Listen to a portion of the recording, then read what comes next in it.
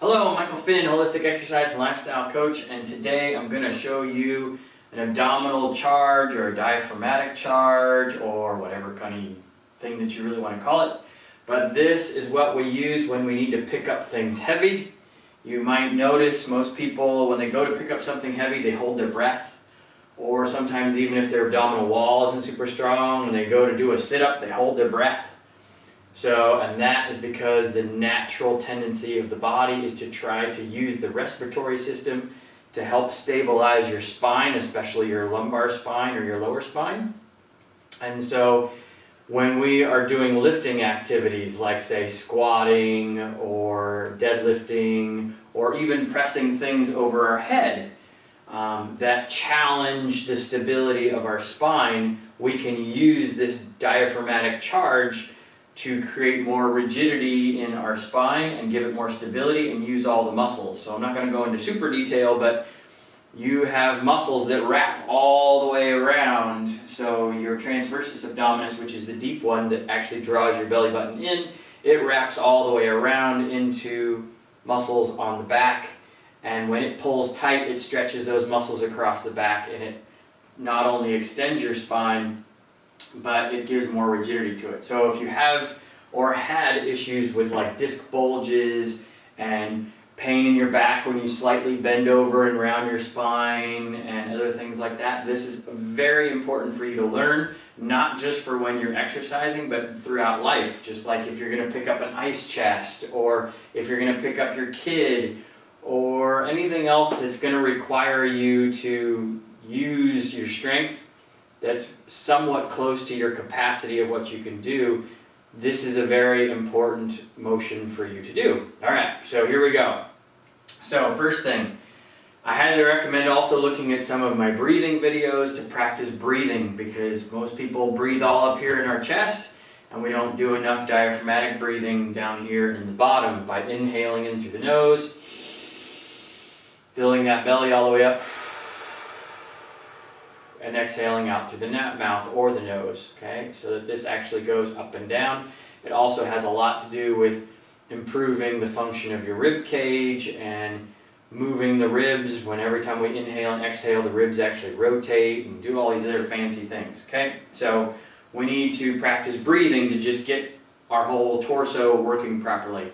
And since most people are always in this kyphotic position at their desk on a computer, typically that system is broken. So practice that as well. But here we go with diaphragmatic charge. So I'm going to want you to practice with the hand on the tummy first so that you can feel it. So I'm going to face sideways so you can maybe see a little bit too. So we're going to inhale and fill the tummy all the way up, much as we can, and then I want you to draw that belly button in and pull your tummy away from your hand while you hold your breath. And then keep your lips closed and go and blow that air out through your closed lips like you're playing a trumpet or some other wind instrument like that, okay? That way we keep the pressure in the abdominal wall and we feel everything stay nice and stable. So I want you to try to feel that too. So big inhale in. Fill that tummy up, draw that belly button in, hold the breath for a couple of seconds, and then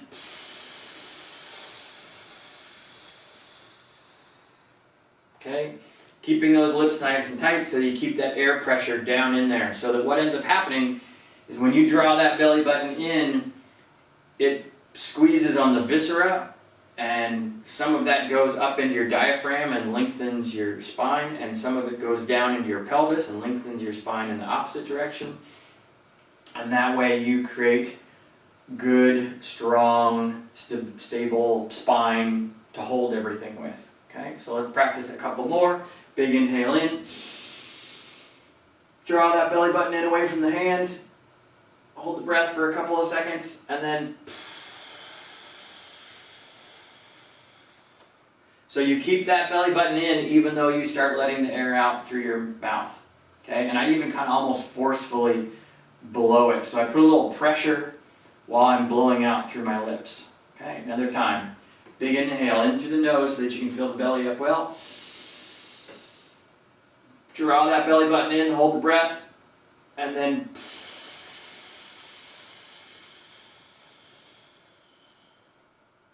one more time, big inhale in.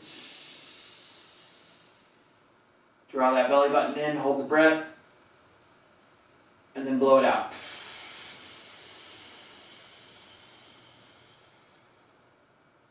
And if you're doing it correctly, you'll actually feel yourself get slightly taller, and you'll feel the stability. And the more that you do it, the stronger you will get.